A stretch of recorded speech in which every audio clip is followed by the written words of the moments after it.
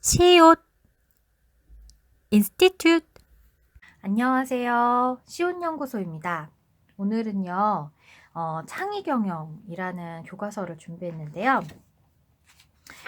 먼저 목차를 보시면 창의적인 사고 두 번째 단원에 첫 번째, 두 번째, 세 번째, 네 번째 이 파트에 대한 설명을 제가 조금 드릴 수 있을 것 같아요. 제가 이런 분야에서 또 오랫동안 회사 생활을 했고, 또 특히 이 사고기법에 관련된 이야기는 여러분들께 좀 자세하게 이야기해 드릴 수 있을 것 같아서 오늘은 창의경영 교과서, 고등학교 창의경영 교과서 2단원 중에서 1번 단원에 대한 이야기를 해보고, 2번, 3번, 4번도 순차적으로 영상으로 촬영을 해보도록 할 겁니다. 2단원의 제목은 창의적 사고입니다. 제가 되게 관심 있는 사고이기도 하고, 제가 굉장히 중요하다라고 생각하는 디자인 띵킹이라는 영역과도 구분지어서 얘기할 수 없는 그런 아주 중요한 영역이에요. 창의적인 사고. 그래서 그 중에서 오늘 1번으로 창의성과 기업 경영에 대해서 이야기해 볼 겁니다. 두 가지의 목표가 있어요. 창의성과 창의 경영의 개념을 이해한다. 두 번째, 창의성이 기업 경영과 우리 삶에 미치는 영향을 설명할 수 있다. 이렇게 두 가지입니다. 그러니까 저의 이 첫 번째 수업을 듣고 나서 여러분들은 창의성이 무엇인지 얘기할 수 있어야 되고, 창의 경영은 또 어떤 개념인지를 얘기할 수 있어야 하며, 그래서 이 창의성으로 인한 어떤 기업을 경영할 수 있는 그런 어떤 사례들이 우리 삶에 어떤 영향이 있는지도 그 사례들도 얘기할 수 있어야 한다는 거죠. 자, 그럼 시작해 볼까요? 먼저 여러분들께 질문을 하나 드리고 싶어요. 여러분들이 잠깐 생각해 보세요. 창의성을 설명한다면 어떻게 설명하실 수 있으실 것 같아요? 네. 막 머릿속에 다양한 상황들이 막 겹쳐서 지나가죠. 네. 창의성이란 무엇일까요? 네. 우리가 굉장히 흔하게 쓰는 단어죠. 창의성이라는 단어가.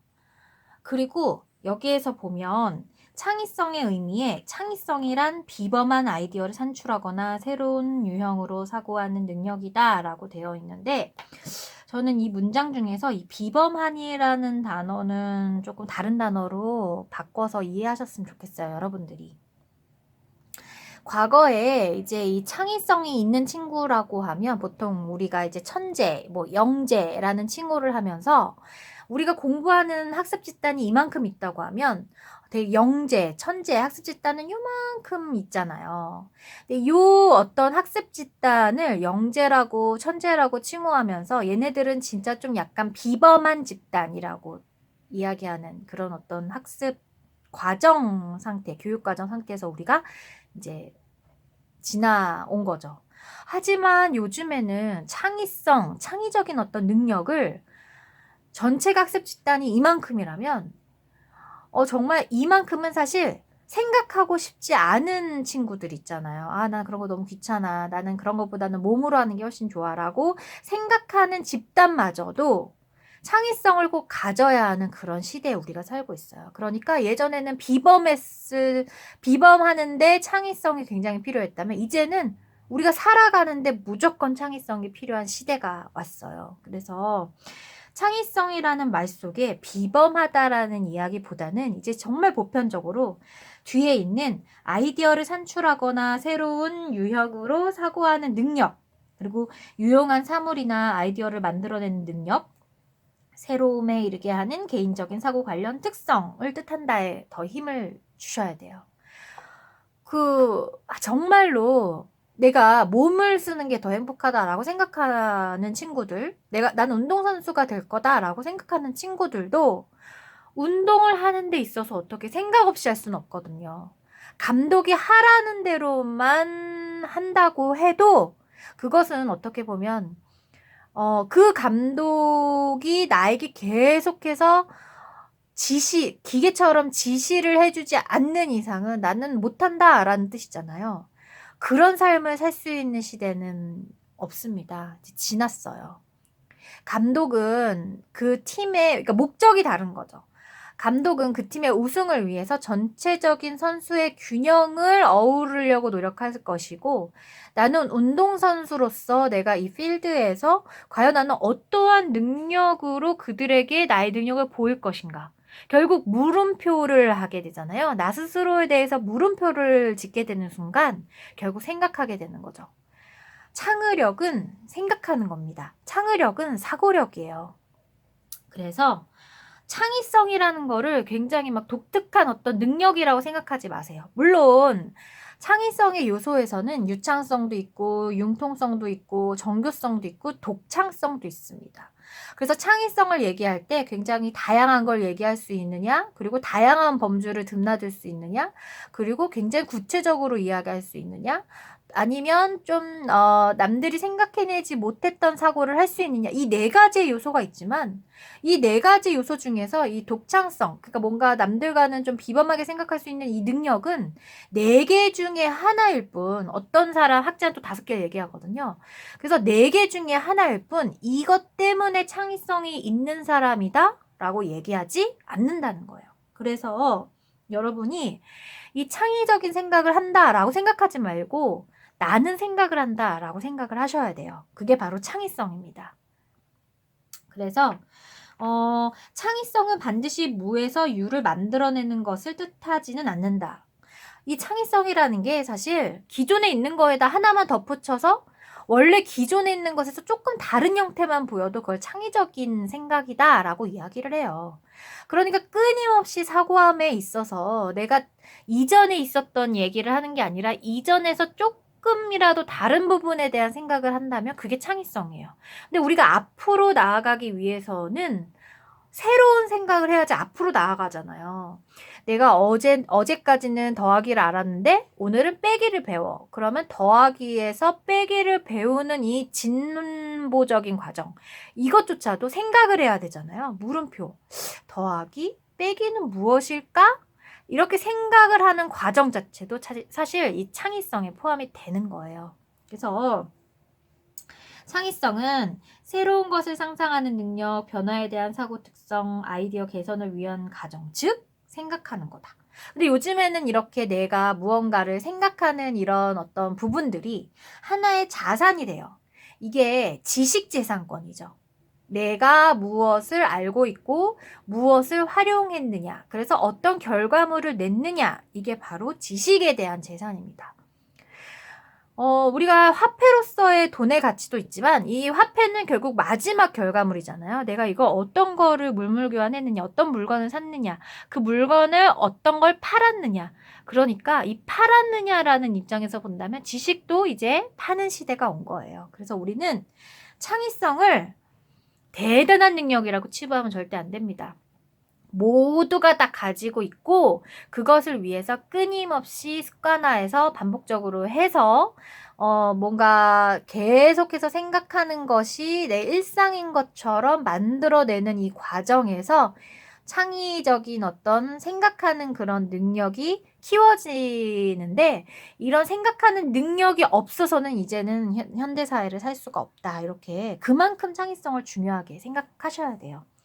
그래서 보시면 현재 우리의 삶은 창의성의 산물로 둘러싸여 있다. 지하철, 자동차, 스마트폰, 각종 컴퓨터 기기 등 모든 것이 창의성의 결과물이다.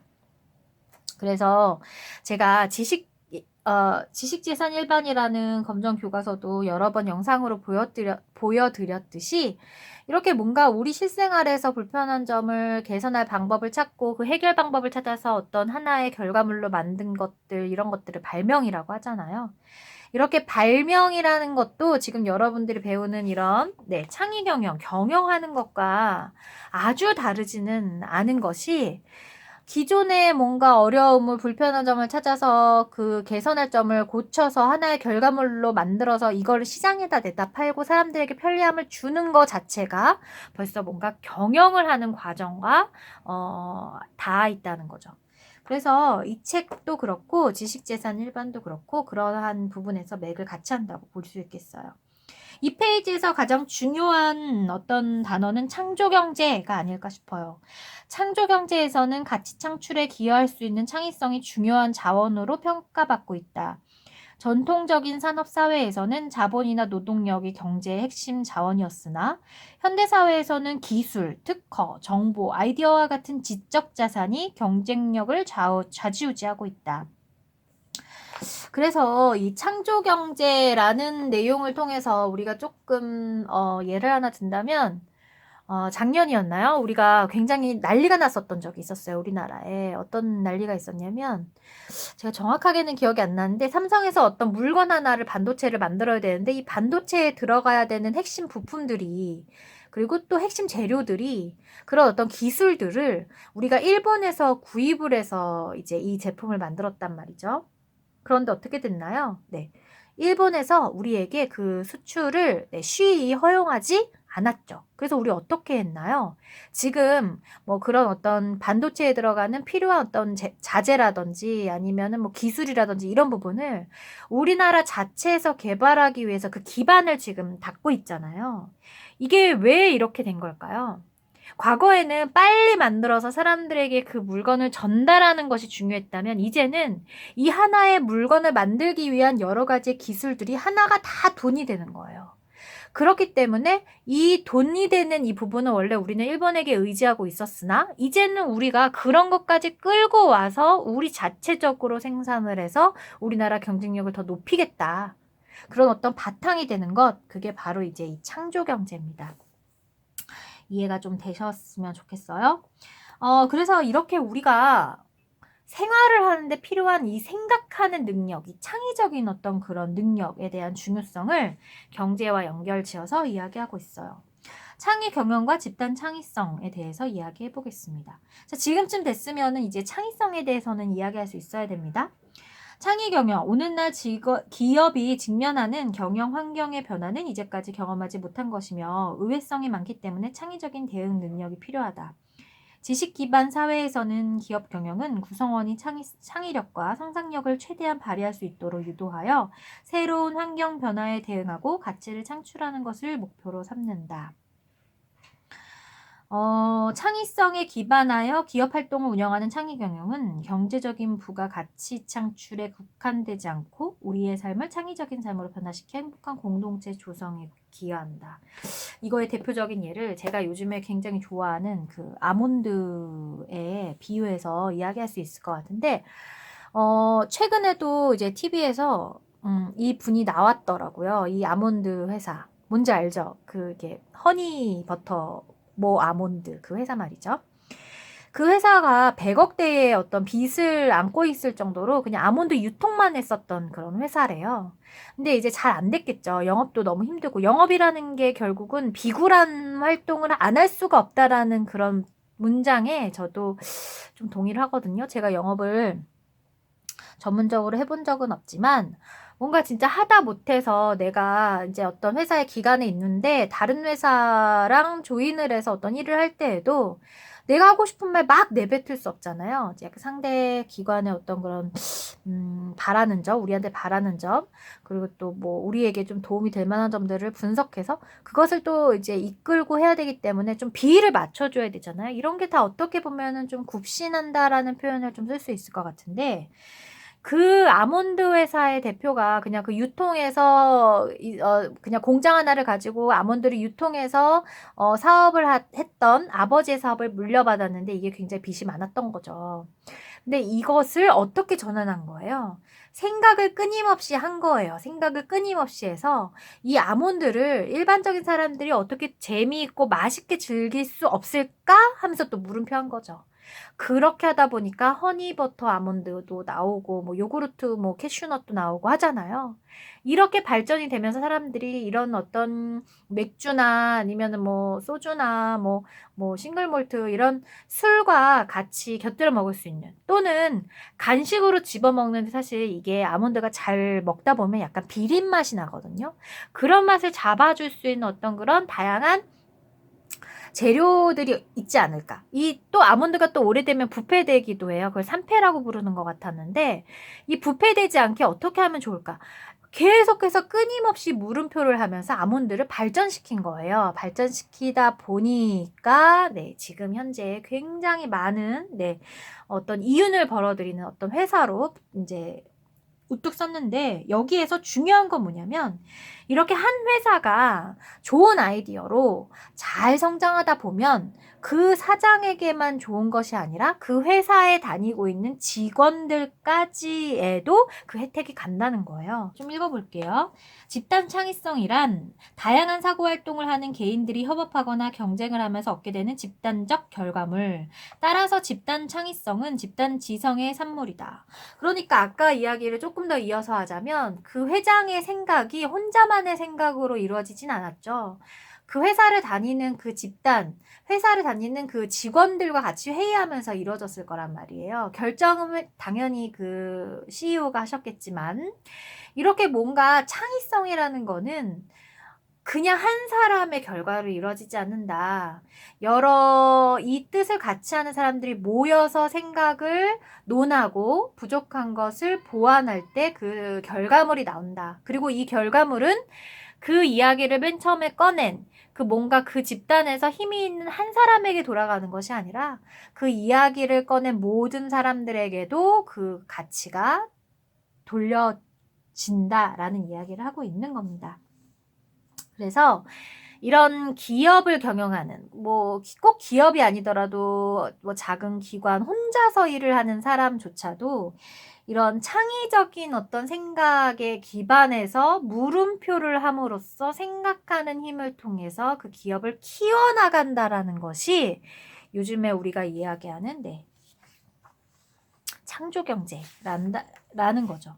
그래서 창의성과 기업 경영을 계속해서 보면 창의성과 경쟁 우위, 오랫동안 기업은 저원가와 품질, 생산성, 자원의 효율적인 활용 등을 성공 요인으로 삼았다. 그렇죠?